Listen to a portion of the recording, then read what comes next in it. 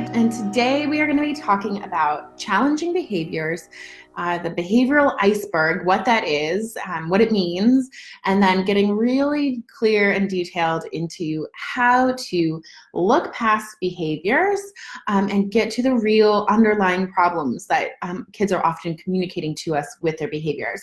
And it is my guess that if you have a child who it tends towards having behavioral challenges, that you are seeing an uptick in those challenging behaviors right now. And so I want to support you in that. I was planning on doing this this topic before this whole kind of worldwide pandemic thing got really big and in our faces. This was like the topic I was planning to talk about for a couple months now on this day. And it just happens to also fit really well with where we are in the world. So let me know if you are seeing an uptick in challenging behaviors with your kids. And I'm going to share my own story with that too. So I have two kids. One is 4.5, almost 5, and one's 7.5. And my 7-year-old is a sweet, wonderful, loving child who is also anxious at times. And sometimes when she is anxious or worried about something, we see a change in behaviors from her. We see her being very controlling. She doesn't want to be flexible when it comes to playing games, and she has a very short fuse, very low tolerance for being told what to do or being given directions, or any type of kind of top-down approach is really triggering for her, especially when she's anxious. And we had noticed last week on Monday and Tuesday and Wednesday that we were seeing some of these things that we haven't seen in months, because we have changed how we approach things in our house so radically with her, that her challenging behaviors have gone way down, because we don't use a top-down approach with her anymore. We don't give commands or directions anymore, and we don't demand obedience from her. We've flipped that on its head, and we are much more collaborative in our approach. We always were collaborative, but she needed us to be even more proactive in our collaborative approaches with her. And since we've done that, and since she's been in occupational therapy, working on some sensory issues and some reflex integration issues, things have gotten so much better. And then on Monday, Tuesday, and Wednesday, we were like, what's happening? It was like we had been rewound to 2 years ago, and we were seeing things that we just hadn't seen in a long time.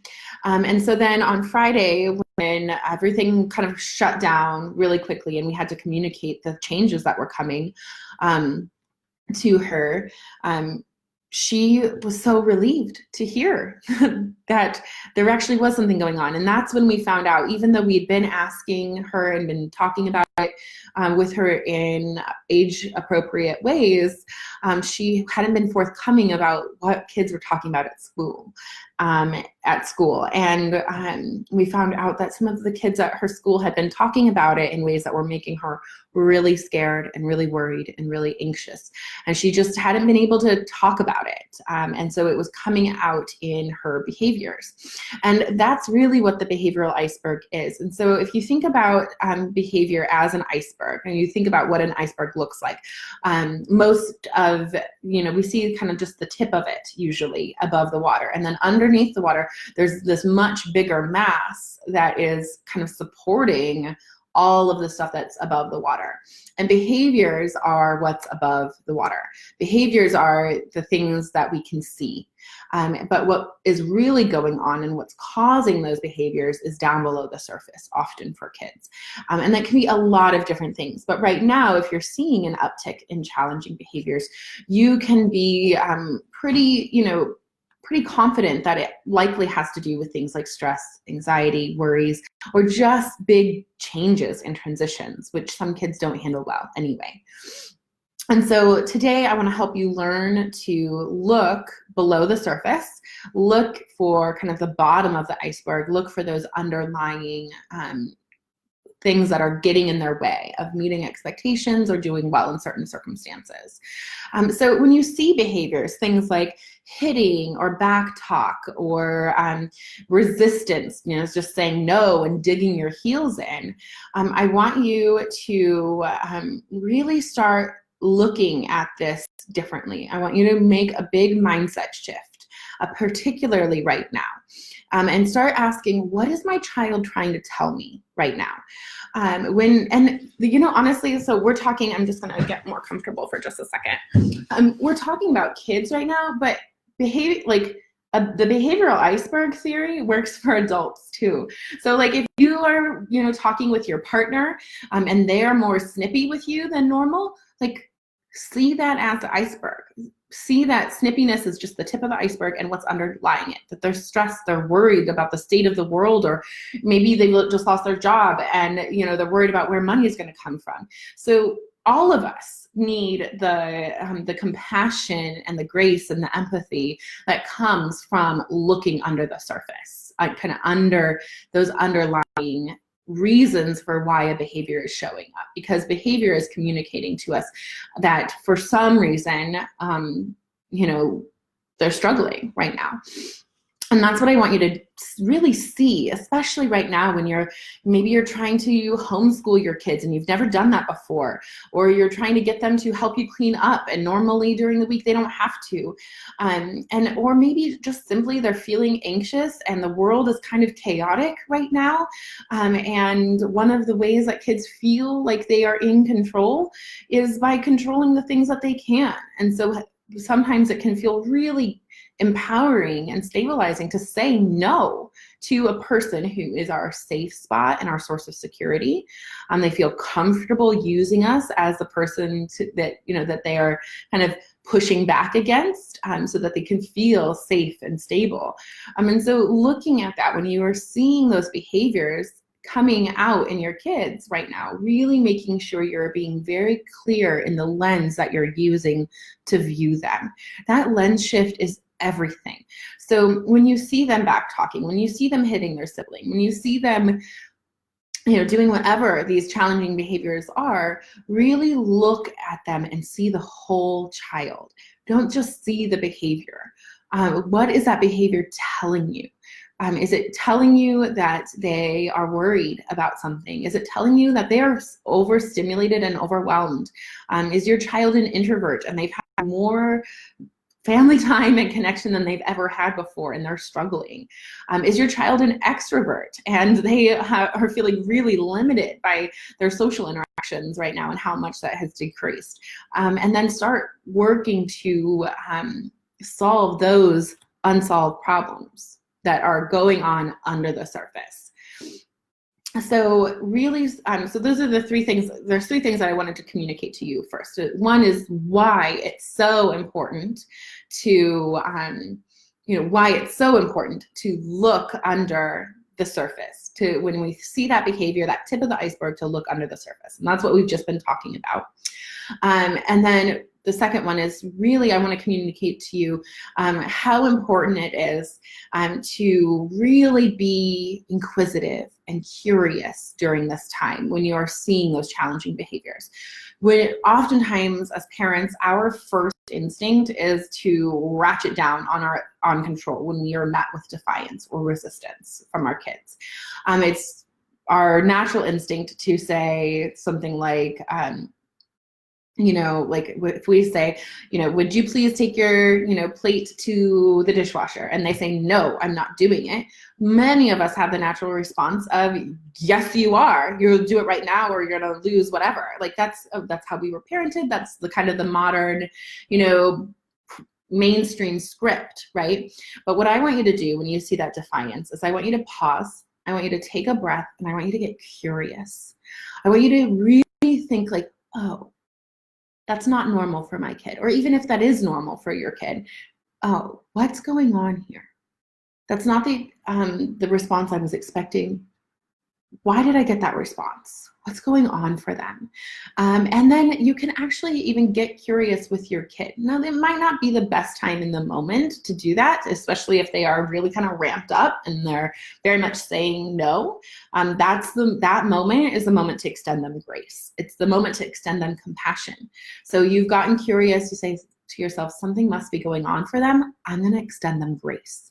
I'm going to extend them compassion. I'm going to give them a pass right now because this is a really hard, stressful time for all of us. And I'm going to give them this pass. I'm going to give them this moment of grace. Because in a time when things are changing rapidly for us, things are different in the world and in our homes. They're different in ways that they have changed fundamentally.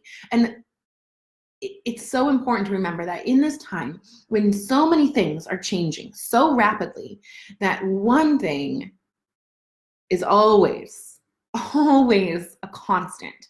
The one thing you can fall back on is to know that a loving, compassionate response is always the right answer. It's always the answer that's going to get you the best results with anybody.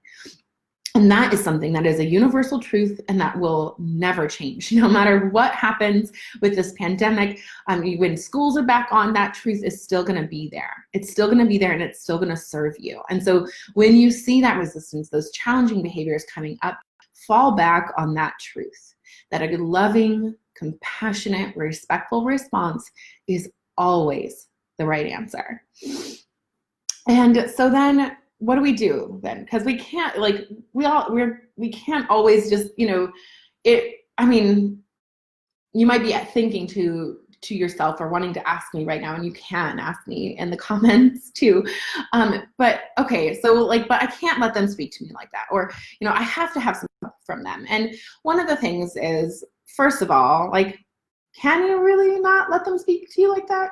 Yeah, it doesn't feel good. Nobody likes feeling disrespected. But once we've shifted and we see that a disrespectful tone is a behavior, and a behavior only really tells us that there are unmet needs or unsolved problems hanging out under the surface, can't we let that slide right now so that we don't focus on that behavior and let that behavior get in the way of us actually solving a problem with our kids?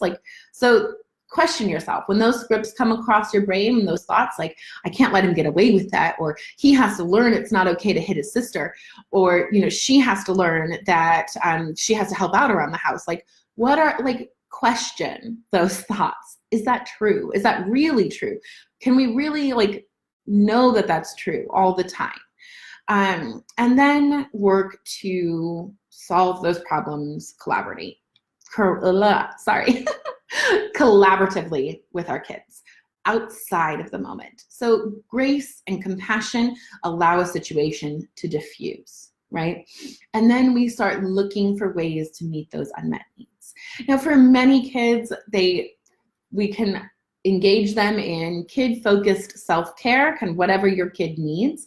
So if your kid's an extrovert and they really are missing their friends, setting up FaceTime or screen-based playdates for them would be a beautiful thing to do. Zoom is a software that's free, where you can get 100 people on there for free hanging out. So you could even do a big hangout with your kids' friends if they're extroverts. Get them that social time. If your kids are introverts and they're at home with people all day and you can tell that tension or that kind of just the presence of others is wearing on them, help them find ways that make them feel more grounded and centered, like a bubble bath by themselves, listening to some audiobooks by themselves, some quiet time in their rooms. Build that into your schedule. And then the other thing too is that the people who know what their unmet needs are or what their unsolved problems are, or kind of what's getting in their way in those moments, the person who really knows that is your kid. I don't know that. I'm not there. I'm not them. Even you who are the expert on your kid, you don't even know that. And so when it comes to trying to solve these problems, even if you take the most compassionate, loving approach, if you are kind of assuming that you know what the problem is and you're solving it for them with these solutions, making that kind of unilateral decision, it's still top down. It's still coming from this place of almost authoritarianism. where we're making the decision. We're the kind of all-knowing adult and we know what's best. And so now we're going to do this. Even if it's not punitive, even if it's very loving and compassionate, it's still top down and it's still uninformed. We are still not asking our kids what they need from us right now. And so that's the last thing that I wanted to encourage you to do in these scenarios.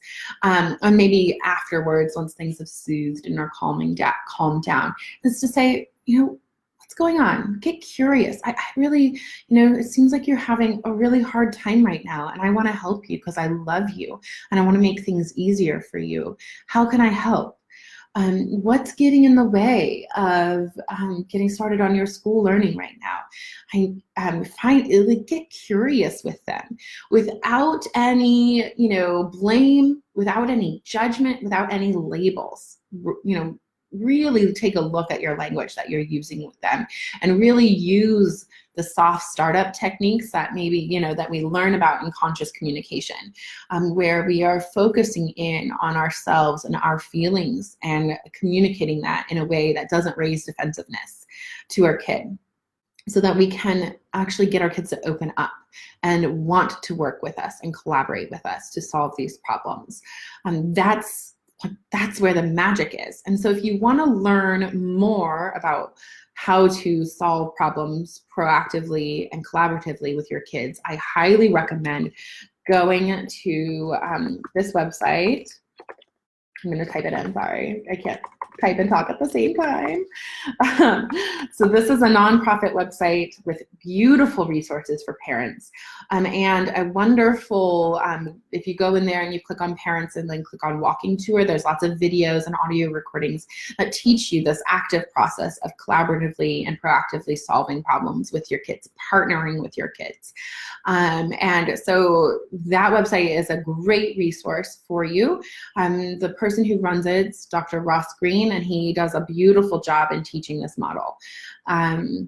It's something that I'm getting certified in right now, and it has saved my relationship with my older daughter over and over again.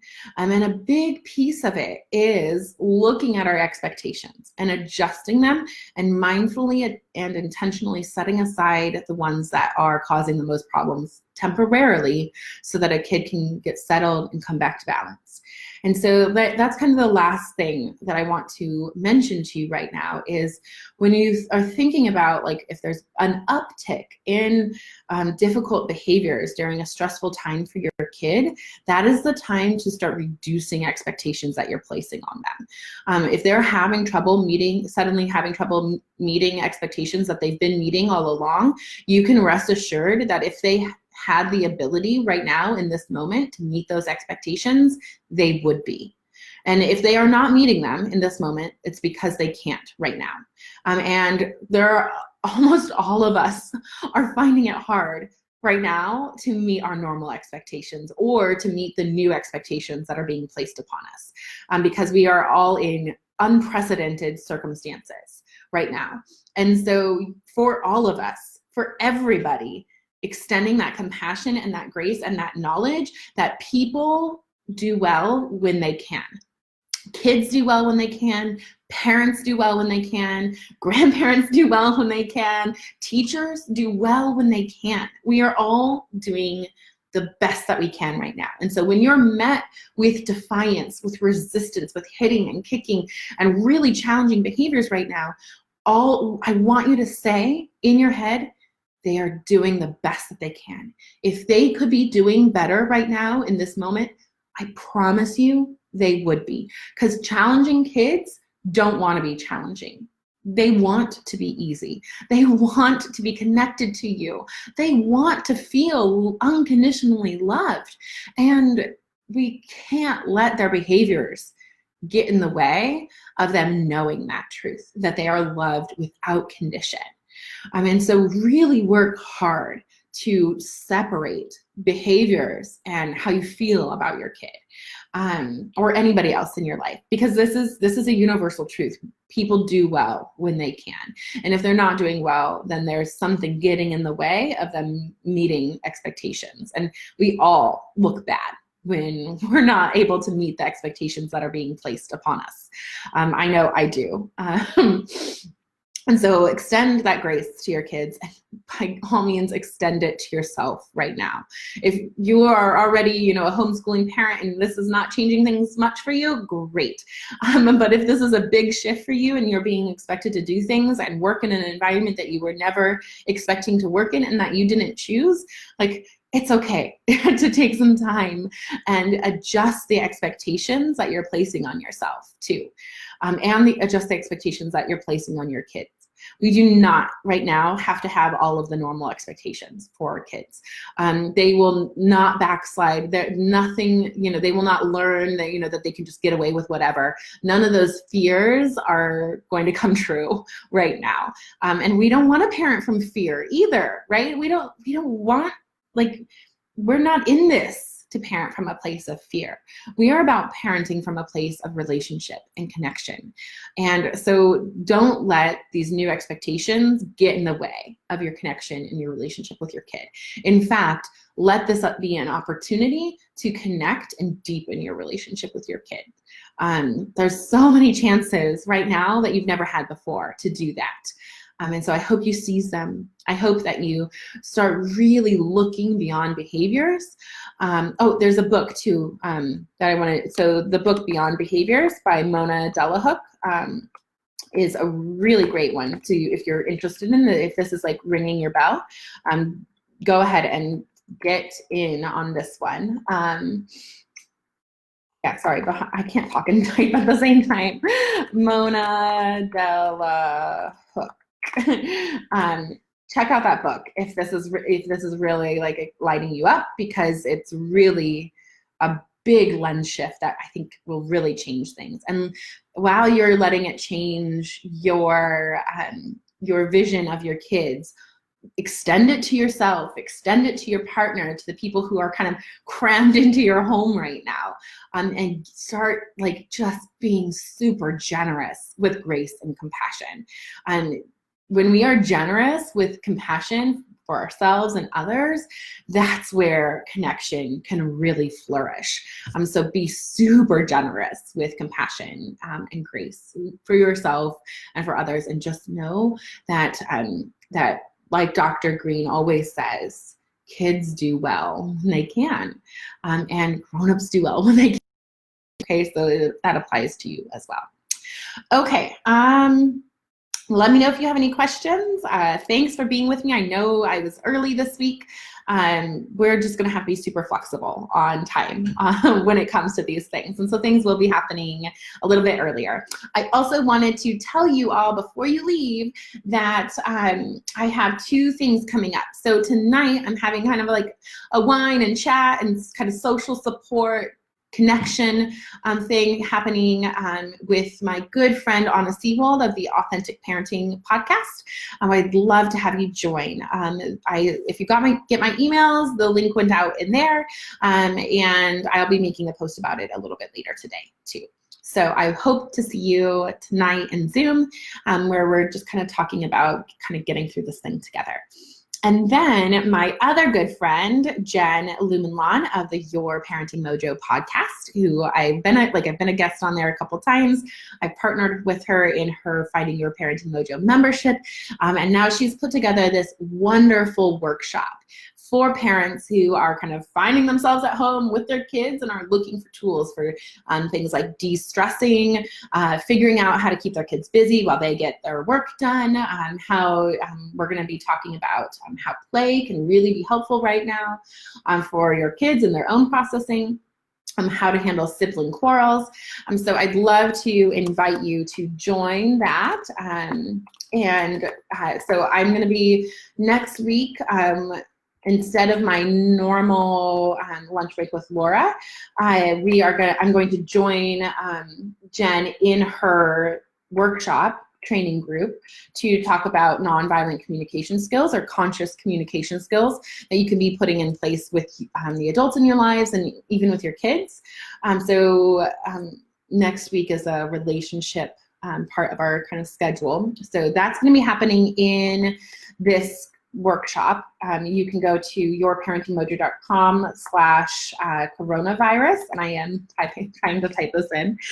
So if you go there, you can get registered for the workshop, and you'll get all the emails that you need.